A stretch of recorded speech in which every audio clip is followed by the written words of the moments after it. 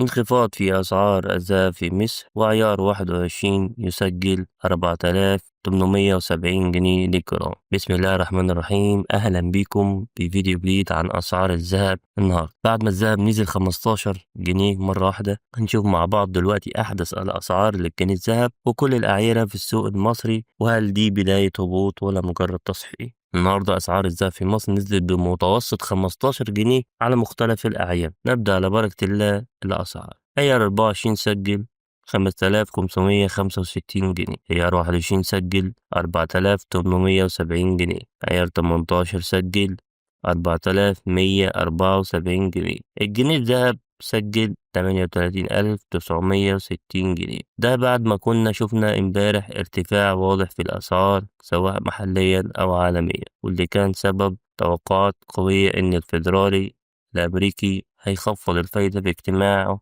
اللي جاي. مجلس الاحتياط الفيدرالي اللي كان ثبت الفايدة في اجتماعه الأخير عند 4.25 حتى 4.50، ده خامس اجتماع على التوالي بدون أي تغيير من بداية 2025. في نفس الوقت الرئيس الأمريكي دونالد ترامب بيضغط على الفيدرال إنه يخفض الفايدة، لكن باول محافظ الفيدرالي الأمريكي متمسك ومش عايز ينزل أو يخفض الفايدة. وبكده نكون شفنا أسعار الذهب النهاردة بعد التراجع 15 دقيقة.